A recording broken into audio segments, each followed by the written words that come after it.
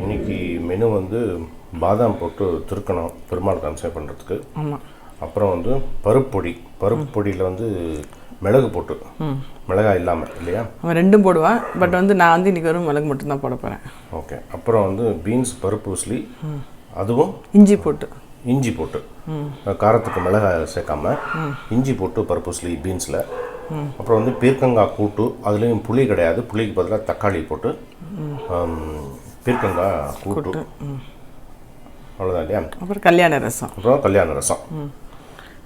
இதுதான் வந்து மெனு இன்னைக்கு. ஸோ இது வந்து மெயினாகவே இந்த மாதிரி நான் அந்த சேனலில் சேனலில் சொல்லியிருக்கேன் இந்த சத்துர்மாச விரதத்தை பற்றி. ஸோ எந்தெந்த அளவுக்கு நம்ம வந்து மிளகாயையும் புளியையும் அவாய்ட் பண்ண முடியுமோ அந்த அளவுக்கு அவாய்ட் பண்ணி இந்த மந்த்து ஃபுல்லாகவே மெனு போடலான் இருக்கோம். ஏன்னா இப்போ வந்து இந்த ட்ரை வின்டர் ஸ்டார்ட் ஆகுது இல்லையா? அது வந்து ட்ரையாக இருக்குது. இந்த ரெய்னி சீசன் கொஞ்சம் இருக்குன்னா இந்த டயத்தில் என்ன ஆகும்னா பாடியில் ரொம்ப ஹீட் ஜாஸ்தியாகிடும். ஸோ அதனால் அந்த ஹீட்டை வந்து நம்ம வந்து குறைக்காட்ட கூட அட்லீஸ்ட் நம்ம ஜாஸ்தி பண்ணிக்க வேண்டாம்.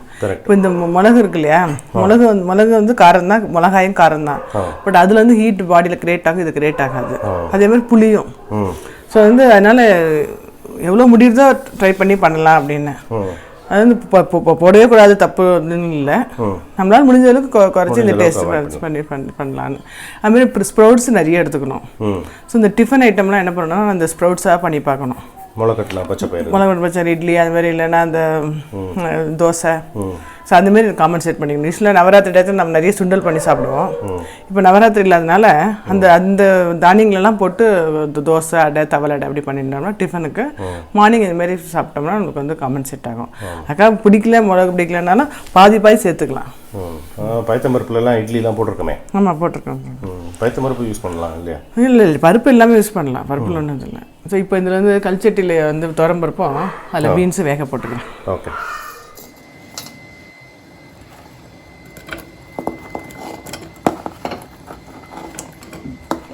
ஒரே ஒரு தக்காளி வந்து நறுக்கி போட்டுருக்கேன். ஒரே தக்காளி. ஆமாம், துவரம்பருப்பு கொஞ்சம் ரசத்துக்கு எடுத்து வச்சுருக்கேன். இங்கே வந்து வறுத்துன்றேன். வெறும் துவரம்பருப்பை எண்ணெய் விடாமல் ட்ரை ரோஸ்ட் பண்ணிக்கிறேன். ஓகே. இன்றைக்கி கம்சை பண்ணுறது பாதாம் இல்லையா? இந்த பாதாம் வந்து சும்மா ஒரு 1 hour ஊற வச்சா போகிறோம், உரிச்சுட்டுலாம் அப்படி இதாலே வந்துடும். இது எடுத்துகிட்டு இருக்கேன். இது நல்லா நைஸாக அரைச்சிப்பேன். இப்போ அரைச்சிட்டு கொஞ்சம் நெய்யை விட்டு லேசாக அடுப்பில் கிண்டுறேன். அதுக்கு வந்து கொஞ்சம் வறுத்து போடுறதுக்கு வால்நட் கொஞ்சம், தேங்காய் கொஞ்சம், ஏலக்காய் பொடி, பச்சை கற்பூரம், வெல்லம். இது வந்து ஃபஸ்ட்டு இதை அரைச்சிக்கிறேன். இது போட்டு கொஞ்சம் அலம்பி விட்டுக்கிறேன். கொஞ்சம் இந்த பச்சை வாசனை போடும். இந்த பாதாம் பச்சை வாசனை போகிற வரைக்கும். திருப்பதி பற்றி என்ன சொல்ல போகிறீங்க? இன்றைக்கி வந்து அந்த திருவேங்கட மலையோட அமைப்பு எப்படி இருக்குன்னு பார்க்கலாமா? மலை 7 மலை, அது 7 மலை வந்து எப்படி அமைஞ்சிருக்குன்னு அந்த அமைப்பை பற்றி பார்க்கலாம். சரி. அந்த திருவேங்கட மலை வந்து 7 மலை வந்து அந்த அமைப்பே வந்து ரொம்ப ஒரு வியப்பூட்டும் ஒரு அமைப்பு. அது வந்து கிழக்கு தொடர்ச்சி மலை இருக்கு இல்லையா? ஆமாம். வெஸ்டர்ன் இது ஈஸ்டர்ன் காட்ஸ் வந்து நம்ம தமிழ்நாடு எல்லையில் ஆனமலையிலேருந்து கர்நாடகா பார்டருக்கு போய் டச் பண்ணி ஆந்திரா வரைக்கும் போய் ஆந்திரா எல்லையில் டச் பண்ணி அது வந்து ஸ்ரீசைலம் வரைக்கும் இருக்கும் இந்த கிழக்கு தொடர்ச்சி மலை. இந்த கிழக்கு தொடர்ச்சி மலைங்கிறது ஆந்திராவிலேருந்து ஸ்ரீசைலம் வரைக்கும் இருக்கிறது வந்து இந்த 7 சர்ப்பம் இருக்குல்ல? ஆமாம், 7 சர்ப்பம்னா அந்த பாம்பு தானே? பாம்பு. இந்த 7 தலை இந்த சர்ப்பம், அதோட அமைப்பு அப்படியே மேலேருந்து பார்த்தோம்னா அப்படியே தெரியும். அந்த 7 மலை, அந்த 7 மலையும் வந்து 7 பாம்பாக இருக்கிற மாதிரி பாம்போட வடிவத்தில் இருக்கும். இதில் நடுவில் இந்த 7 தலைக்கு நடுவில் இந்த பக்கம் 3 அந்த பக்கம் 3 நடுவில் கரெக்டாக பெருமாள் உட்காந்துருப்பார். அதான் திருவேங்கட மலை. ஆமாம், அதான் திருவேங்கட மலை அப்படிங்கிறது. அதே மாதிரி அந்த 7 சர்ப்பம் இருக்குல்ல, அந்த சர்ப்பத்துக்கு கீழே அந்த தாடை இருக்கும் பார்த்தியா? அந்த தாடையில் வந்து லேசாக வீங்கின மாதிரி இருக்கும் அந்த சர்ப்பத்தோட ஆக்சுவலாக பார்த்தா பாம்போட தாடை. அந்த இடத்துல தான் காளஹஸ்தி கோவில். ஆமாம். காளஹஸ்தி கோவில் எப்படி அமைஞ்சிருக்குல்ல. இந்த கொதி வரணும், கொதிஞ்சா அந்த பச்சை வருது பார்த்தீங்களா, ஃபுல்லாக என்ன அதுதான் அந்த பச்சை வாசனை போயிடும். போனதுக்கப்புறம் அந்த வெல்லம் கரைச்சி வச்சுருக்கேன். எப்படின்னா இப்போ ஒரு பிடி இது எடுத்துனேன்னு வச்சுங்களேன், அதுக்கு 3 பங்கு நம்ம எவ்வளோ பாதாம் எடுத்துக்கிறோமோ அந்த பாதாமுக்கு 3 பங்கு வந்து வெள்ளத்தை கரைய வச்சுருக்கேன், வடிகட்டி வச்சுருக்கேன். பாதாமோட சேர்ந்து ப்ரொபோர்ஷன் இருக்குது. ஆமாம். இது பாருங்க, இப்போ பொங்கி நடந்து பார்த்தீங்கன்னா இப்போ அடுப்பை சிம்மு பண்ணிட்டு இந்த இது வெள்ளத்தை விட்டுருவேன். வெள்ளம் விட்டுட்டு ஒரு 2 மினிட்ஸில் இறக்கிடுவேன். இறக்கினதுக்கப்புறம் தான் பால் விடணும். பால் உடனே விடக்கூடாது. பால்னா ஆறுனதுக்கப்புறம் தான் பால் விடணும். இது ஒரு இது ஆயிடுத்து இல்லையா, இது கொதி வந்து ஒரு ஏது போட்டுட்டு இது இறக்கிடுவேன். நீங்கள் சொல்லுங்கள், கண்டினியூ பண்ணுங்க. என்ன சொல்லிட்டு இருந்தேன், அது அந்த மலை தாடை கிட்ட வந்து காளஹஸ்தி இருக்கும். அதே மாதிரி பாம்போட அப்படியே அந்த தலையிலேருந்து தாடையிலேருந்து அப்படியே கீழே வந்துன்னு வச்சுக்கேன், அதோட முதுகு தண்டு வடத்துக்கிட்ட லேசாக ஒரு ஒரு இது இருக்கும், மேடு மாதிரி. அந்த இடத்துல அந்த கரெக்டாக அந்த இடத்துல அகோபிலம்.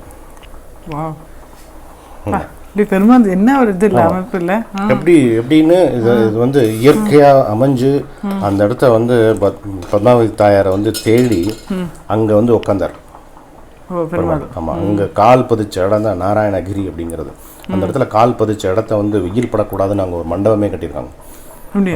அதான் இந்த மேலே படியேறும்போது ஒரு மண்டபம் வரும் இல்லையா, அது தயார் சன்னதிக்கிட்டேருந்து ஏறுவோம் இல்லையா, அந்த படி அங்கே தான் வந்து ஃபஸ்ட்டு வந்து பெருமாள் வந்து கால் பதிச்ச இடம் அது. அதே மாதிரி அப்படியே அந்த அதோட முதுகு தண்டு இடத்துலேருந்து கீழே அப்படியே நுனி வந்தோன்னு வச்சுக்கோ, அந்த நுனி பாம்போட நுனி வந்து ஸ்ரீசைலம் வந்தது இல்லையா. இப்போ இறக்கி வச்சுட்டேன். அதை இது நல்லா ஆறணும் அப்படியே. அதுக்கப்புறம் இந்த பால் எடுத்து வச்சுருக்கேன், பால் விடணும். அதுக்கப்புறம் என்ன பண்ணுவேன்னா, எனக்கு கொஞ்சம் நெய் விட்டுன்னு ஒரு ஸ்பூனு வால்நட்டு தேங்காய் ரெண்டுத்தையும் வதக்கி மேலே போட்டுருவேன். அதுக்கப்புறம் அந்த ஏலக்காவும் பச்சை கற்பூர பொடியும் போடணும். இதில் வால்நட்டு தேங்காயும் நெய்யில் வதக்கி போட்டுருவேன். ஆமாம். ஓகே. அதுக்கப்புறம் பாலை ஆட் பண்ண போகிறோம்ல, அப்புறம் லாஸ்ட்டில் பாலை வைக்கிறதுக்கு அம்சம் பண்ண போகிறோம். ஓகே. அதே மாதிரி அந்த வால் நுனியில் வந்து ஸ்ரீசைலம் கிட்ட முடியும். அந்த ஸ்ரீசைலமில் அங்கே ஒரு கோவில் இருக்குது, மல்லிகார்ஜுன சுவாமி கோவில். ஆமாம், இந்த அமைப்பு வந்து 7 தலை நாகம் இருக்கிற அமைப்பு இருக்கும் இந்த கிழக்கு தொடர்ச்சி மலையில். திருவேங்கட மலை அப்படின்னு சொல்கிறது வந்து அதுதான் திருவேங்கட மலை. இது வந்து வேம் அப்படின்னா வந்து பாவம், கடம் அப்படின்னா எரிக்கிறது, எரித்தல். நம்மளோட பாவங்கள் என்ன பாவம் இருந்தாலும் சரி, நமக்கு என்ன தீமைகள் இருந்தாலும் சரி, திருவேங்கட மலையில் போய் கால் வச்சா போகிறோம். அதான் சொல்லுவாங்கல்ல, திருப்பதி போயிட்டு வந்தால் ஒரு திருப்பம் வரும் லைஃப்பில். போயிட்டு திருப்பம் திருப்பதி போயிட்டு வந்து திருமலைக்கு போயிட்டு வந்தால் திருப்பம் நேருமடா, உன் விருப்பம் கூடுமடா அப்படின்னு சொல்லுவாங்க. அங்கே போய் கால் வச்சுட்டா போதும், நம்ம பாவங்கள், நமக்கு நடக்க போகிற தீமைகள் எல்லாமே வந்து இருக்கிற இடம் தெரியாமல் போயிடும் அப்படின்னு சொல்லுவாங்க. அதனால தான் அது வந்து திருவேங்கடமலை. வேங்கடம் அப்படின்னா பாவத்தை எரிக்கிறது, திருனா புனிதமான, திருவேங்கடம் அப்படின்னு சொல்லுவாங்க. வேங்கடாச்சலம், சலம் அப்படின்னா குன்று, சிகரம், மலை மாரி சின்ன மலை, சிகரம் அப்படின்னு சொல்லுவாங்க. ஸ்ரீரங்கம் திருப்பதிலாம் அப்படியே தோண்ட புதையல் மாரி படிக்க நம்மளுக்கு வந்து இன்ஃபர்மேஷன் கிடைச்சிருந்ததுல அது எனக்கு அது இந்த எப்படா அங்கேயே இருக்குல்ல, அங்கே இருக்கிறவங்க நம்ம புண்ணியம் பண்ணியிருக்காங்கல்ல, நிஜமாக புண்ணியம் பண்ணியிருக்காங்க. முகலாய படையெடுப்பு டைமில் ஸ்ரீரங்கத்தில் இருக்கிற மூலவருக்கு கொண்டு வந்து இங்கே வச்சாங்க தெரியுங்களா, திருப்பதி இல்லையா. அங்கே ஒரு மடம் இருக்கே, நம்ம இது அந்த விமான பிரதட்சணம் இருக்குல்ல இங்கே திருப்பதியில், அந்த விமான பிரதட்சணம் பண்ணுற இடத்துல அங்கே ஒரு மண்டபம் இருக்குது. அதுக்கு பேரே வந்து ரங்க மண்டபம். ரங்கநாதர் அங்கே இருந்தார் கொஞ்ச நாள். அப்படியா? எப்படி என்னென்ன அதிசயம் இல்லை. இந்த ஏலக்காயும் பச்சை கற்பூரத்தையும் போட்டுன்றேன்.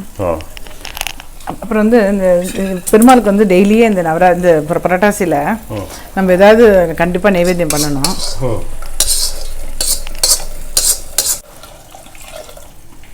பாலை விட்டுட்டு நம்ம வந்து வைக்கக்கூடாது திருப்பி அடுப்பில். இந்த பெருமாளுக்கு வந்து டெய்லியே ஏதாவது நைவேத்தியம் பண்ணுறது ரொம்ப விசேஷம். ஏதாவது ஸ்வீட் பண்ணி ஏதாவது சாதம் பண்ணால் வைக்கலாம். அப்படி ஒன்றும் இல்லைன்னா கூட இப்போ நான் காமிக்கிறேன் பாருங்க, ஒரு சாதம் கொஞ்சம் போட்டு கொஞ்சம் நெய் விட்டு கொஞ்சோண்டு வெள்ளத்தை போட்டு வச்சிடலாம். அதில் வைக்கிறேன் இப்போ. இதுலேயே வச்சேன். நம்ம வந்து ஏதாவது ஸ்வீட் பண்ணால் சரி, ஸ்வீட் பண்ணலைன்னா இந்த மாதிரி சாதம் நெய் விட்டு கொஞ்சம் துளூண்டு வெள்ளைக்காய் வெட்டி வச்சுட்டு நெய்வேத்தியம் பண்ணுறது நல்லது. இந்த புரட்டாசி மாதம் பெருமாளுக்கு டெய்லியே விஷ்ணு சஹஸ்ரநாமம் இல்லை என்ன இந்த ஆக்சுவலாக அந்த கோவிலுக்கு அந்த திருப்பதி போகும்போது ஒரு பேப்பர் தருவா, ஃப்ரீயாகவே கொடுப்பா. கோவிந்தா அந்த பாட்டு வருதுல்ல, கஷ்ட நிவாரண கோவிந்தா, அந்த மாதிரி அந்த பாட்டு கொடுப்பா. அதுமாரி அது கூட தமிழில் தான் இருக்கும். அதை கூட 2 ஸ்லோகத்தை சொல்லிட்டு இந்த மாதிரி பெருமாளுக்கு வைக்கிறது வந்து அவ்வளோ நல்லது. பெருமாள் அது வந்து அவரோட கடாட்சம் வந்து கிடைச்சதுன்னா ஒரு வேறு என்ன வேணும் இல்லையா? இது வந்து நல்லா வெந்துடுச்சு பார்த்தீங்களா? வெந்துட்டு இந்த மாதிரி கொஞ்சம் லிக்விடாக வேணா இருக்கும் போது. இப்போ வந்து தாளிக்கிறதுக்கு வந்து ஜென்ரலாக வந்து மிளகா போட்டுக்கலாம். இப்போ நான் மிளகா போடாமல் என்ன பண்ணியிருக்கேன்னா, அது பாருங்க 2 மிளகா வந்து தட்டின்னு இருக்கேன். அந்த மிளகு இது கருவேப்பிலையும் தேங்காய் எண்ணெயில் தாளிச்சு கொட்டிடுறேன். அதுக்கிட்ட அது டேஸ்ட்டாக நல்லாயிருக்கும். ஓகே. இது வந்து பீர்க்கங்காயில் வந்து துவரம்பருப்பு வேக வச்சுட்டு கொஞ்சம் மஞ்சப்பொடி உப்பு போட்டிருக்கேன். அப்புறம் வந்து ஒரே ஒரு தக்காளி பீர்க்கங்காய் போட்டேன். வெறும் மிளகு வந்து தேங்காய் எண்ணெயில் தாளிச்சு கொட்டியிருக்கேன். இது நல்லாயிருக்கும். அது பருப்பொடி எல்லாருக்கும் தெரிஞ்சது தான். பருப்பொடி வந்து இது போட்டுல துவரம்பருப்பு நல்லா வறுத்துருக்கேன், ட்ரை ரோஸ்ட் பண்ணியிருக்கேன். மிளகு போட்டு மிளகு போட்டு உப்பு போட்டு இது பண்ணுறேன். நம்ம மொத்தமாக அரைச்சி வச்சுக்கணுன்னா பெருங்காயம் போடுறதில்ல. இப்போ வந்து அந்த துவரம்பருப்பு வாசனை மிளகு வாசனையே போகிறோம். வேணும்னா இதுவும் போட்டுக்கலாம். இப்போ நான் போடலைன்னா இது வந்து நல்லாயிருக்கும். சூடாக சாதம் நெய் போட்டுன்ட்டு. இது நேற்று யாரோ கேட்டால மிளகாய் இல்லாமல் பருப்பு பொடி செஞ்சு காமிங்க அப்படின்னா தானே? அதானே இது? இல்லை சாம்பார் பொடி. அவள் கேட்டு சாம்பார் பொடியா? சாம்பார் பொடி. இப்போ நான் வந்து மிளகு பொடி இப்போ இன்னைக்கு சாத்துக்கு போட்டு சாப்பிட்றேன். சாத்துக்கு இப்போ செஞ்சு கொடுத்தேன். ஆமாம். ஓகே. இது நெய் கொஞ்சம் ஜாலமாக விட்டுருந்தோன்னு வச்சுங்களேன், டியூன் பாஸ் கூட லஞ்சுக்கு கூட கொடுத்துடலாம். ஸோ துவரம்பருப்பு வந்து நெய்யில் வறுத்து வச்சுருக்கேன். இல்லை வெறும் வறுத்துருக்கேன். துவரம்பருப்பு மிளகையும் ட்ரை ரோஸ்ட் பண்ணியிருக்கேன். ஓகே. ஆயிடுச்சு பருப்பொடி. வாசனை இருக்குல்ல? வாசனை. ஆமாம். உசிலிக்கு வந்து கொஞ்சம் துவரம்பருப்பு கொஞ்சம் கடலப்பருப்பு 2 போட்டு ஊற வச்சுருக்கேன் ஒரு 1 hour. ஒரே அளவா? இல்லை எப்படி வேணால் போட்டுக்கலாம். நான் பாதி கடலப்பருப்பு பாதி துவரம்பருப்பு எடுத்துட்டுருக்கேன். நீ ஒரே அளவு எடுத்துருக்கேன்? ஆமாம். அது வந்து இஞ்சி போட்டுருக்கேன். நார்மலாக என்ன பண்ணுவோன்னா நல்லா வரமிளகா 2 வச்சுன்னு பெருங்காயப்பு போட்டு நல்லா அரைக்கணும். இப்போ நான் இஞ்சி இது போட்டுட்டு உப்பு போட்டு நல்லா நைஸாக அது குறைன்னு அரைச்சிக்கிறேன். நைஸாக குறைன்னு இந்த இது இஞ்சி போட்டுருக்கேன். கொஞ்சம் எண்ணெய் விட்டு கடுகு வச்சுருக்கேன். இது வந்து அரைச்சின்ட்டேன். இந்த இஞ்சியையும் இந்த கடலப்பருப்பு இதை அரைச்சிருக்கேன். ஓகே. இந்த இது இருக்குல்ல, கருவேப்பிலை இருக்கு இல்லையா? கருவேப்பிலை வந்து சில பேர் வந்து பெருமாள் இதுக்கு போடுவா, சில பேர் போட மாட்டா. அது சொல்லுங்களேன். நம்ம கேட்டிருந்தேன், யாரை கூட கேட்டிருந்தா போட மாட்டான்னு. அது வந்து ஒரு குட்டி கதை இருக்கு. அந்த கருவேப்பிலைக்கு சொல்லுங்க. சில பேர் இந்த அம்சம் பண்ணுறதுக்கு நெய்வேத்தியத்துக்கு வந்து கருவேப்பிலை யூஸ் பண்ணுறது கிடையாது. நம்ம யூஸ் பண்ணுவோம். அது வந்து ஒரு சின்ன கதை இருக்கும். ஒரு ஒரு வேடிக்கையான கதை இருக்கும். சொல்லுங்க. பெருமாள் கஷ்டப்பட்டு கடனை வாங்கி கல்யாணம் பண்ணி தாயாரை ஆற்றுக்கு கூட்டின்னு வரும்போது தாயார் வந்து சீர்சனத்தையோடு வருவாள் ஆற்றுக்கு. சீர்சனத்தெல்லாம் பெருமாள் வந்து அப்படியே ஒரு நோட்டம் விட்டுட்டு கிண்டலாக கேட்பாரான் தாயார்கிட்ட. எல்லாம் சீர்சனத்தில் நம்ம அமக்கலமாக இருக்குது, கருவேப்பிலை இல்லையே அப்படின்னு கேட்பாரான். தாயாருக்கு ரொம்ப கோவம் வந்துடும். அதுதான் கோச்சின்னு போய் திருச்சானூரில் போய் உட்காந்துருவான். கருவேப்பிலைக்காக சண்டை வந்து கோச்சுன்னு திருச்சானூருக்கு போயிடுவான். அலமேல் மங்கா அதுக்காக திருச்சானூர் போயிடுவாள். ஆமாம். அந்த கருப்பில் தான் சண்டை வந்துடும் அப்படின்னு ஒரு வேடிக்கை ஒரு கதை இருக்கும். அதில் வந்து அதனால தான் சில பேர் வந்து அந்த கருவேப்பிலை யூஸ் பண்ணுறதில்ல. கருவேப்பிலை யூஸ் பண்ணுறத வந்து பெருமாள் பக்கம் வந்து இருக்கிறவா கருவேப்பிலை யூஸ் பண்ணுவா, தாயார் பக்கம் இருக்கிறவா கருவேப்பிலை யூஸ் பண்ணுறதில்ல. நம்ம வந்து பெருமாள் பக்கம் அப்படி கிடையாது. 2 பேரும் ஒன்று தான். பெருமாள் தாயார் 2 பேரும். இந்த வேடிக்கையான கதைகள்லாம் எதுக்கு சொல்கிறதுன்னா, இந்த லௌகிக வாழ்க்கைக்கு நம்மளை கனெக்ட் பண்ணி பெருமாளையும் கிருஷ்ணனையும் கதையெல்லாம் நிறைய இந்த மாதிரி குட்டி குட்டி கதைகள்லாம் இருக்கும். அதாவது நம்மளுடைய டே டு டே லைஃபோட கனெக்ட் பண்ணிக்கிறதுனால என்ன ஆகுதுன்னா, அவளோட நமக்கு வந்து இன்டிமசி ஜாஸ்தி ஆகிடும். அந்த பெருமாளுடைய கிருஷ்ணனுடைய நம்மளுடைய இன்டிமசி ஜாஸ்தி ஆகும். இன்னைக்கெல்லாம் வந்து ஒரு ஆத்துலையும் வந்து பிறக்காத குழந்தைல ஒன்று வந்து கிருஷ்ணன். எல்லா ஆத்துலையுமே வந்து கண்ணவன் தான் இருப்பான் இல்லையா? அதுக்கு காரணம் வந்து இந்த மாதிரி டே டு டே லைஃப்ல வந்து நம்மளை வந்து இந்த மாதிரி கதைகள்லாம் முன்னோர்கள் சொல்லி ஈஸியாக நம்ம வந்து பெருமாளோட கனெக்ட் பண்ணிடுறோம். கரெக்ட். ஆனால் ஆக்சுவலாக ஒரிஜினலாக வந்து நம்ம பெருமாளை சேர்க்கறது மாதிரி கீழே சேர்த்துட்டு தான் மேலே போகணும் இல்லையா? ஆமாம், பெருமாளை சேர்த்து தான் போகணும். அது என்னன்னு தாயாரை சேர்த்து தான் பெருமாள். ஆமாம், அது எதுக்குன்னு சொல்லுங்க. அது எதுக்கு அப்படின்னா, இந்த கடன் தான் இந்த கல்யாணத்துக்காக கடன் பெருமாள் ரொம்ப வாங்கிட்டார். அது வந்து வட்டியை கட்டுற பெருமாள் வட்டி செய்கிற பெருமாள்னே சொல்லுவாங்க பேர். வட்டி தான் கட்டின்னு இருக்காரு இன்னும். அசல் வந்து கலியுகம் முடிகிற சமயத்தில் அசல் கொடுக்கறதா பிளான். ஸோ இதுவரை வட்டியை தான் கட்டின்னு இருக்காரு. அந்த வட்டி கட்டுறதுக்கு வந்து தாயார் வந்து அவர் யார் போய் சேவிச்சுட்டு போகிறோமோ தாயார் வந்து அந்த சேவிக்கிறவாளை வந்து செல்வந்தர்கள் ஆக்கி பெருமாள்கிட்ட அனுப்பலாம். அதனால வந்து அவரோட கடன் வந்து சீக்கிரம் அடைஞ்சிரும் அப்படிங்கிறதுக்காக. ஸோ அதனால எப்பவுமே வந்து பெருமாளுக்கு தாயார் இருக்கிற சன்னதியில் தாயாரை சேவிச்சுட்டு அப்புறமா பெருமாளை பார்த்தா கையில் வெயிட்டோட போகலாம் பெருமாளை பார்க்கறதுக்கு. ஓகே.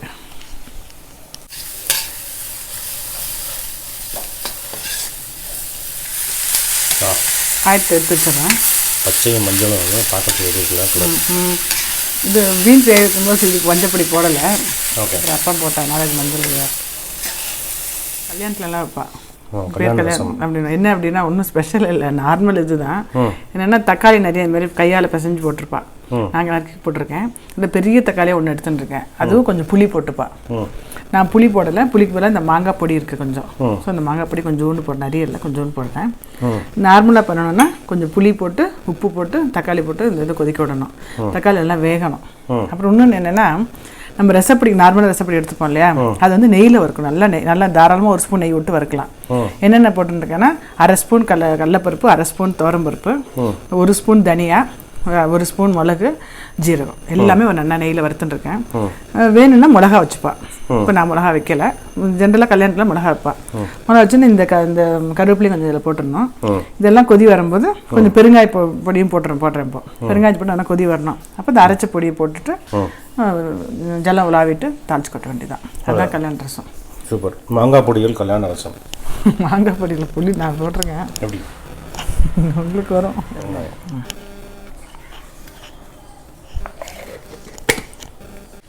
கொஞ்சோண்டு பருப்பு ஜலம் வச்சுருந்தேன், அதையும் விட்டுட்டு நெய்யில் கொஞ்சோண்டு கடுகு தாளிச்சு கொட்டணும். ஓகே. இந்த ரசம் இதுக்கு பேர் தான் கல்யாண ரசம். இந்த வசந்தா இருக்கால படர்கட்டால அவள் கேட்டா முன்னால் பண்ணு நினச்சினே இருந்தேன். நீ சான்ஸ் கிடச்சது. நம்ம இதில் ஒரு இதை பண்ணியிருக்கோம் இல்லையா கல்யாண ரசம்னு ஞாபகம் இருக்கு. ஞாபகம் இல்லை, எனக்கு ஞாபகம் இல்லை. சரி அதான் நீ பண்ணலாம் அப்படின்னு நினச்சி பண்ணேன். வீடியோ பண்ணமா இல்லையா, ஆனால் சாப்பிட்டா ஞாபகம் இருக்கு எனக்கு. சாப்பாடு அடிக்கடி பண்ணிட்டு தான் இருக்கேன்.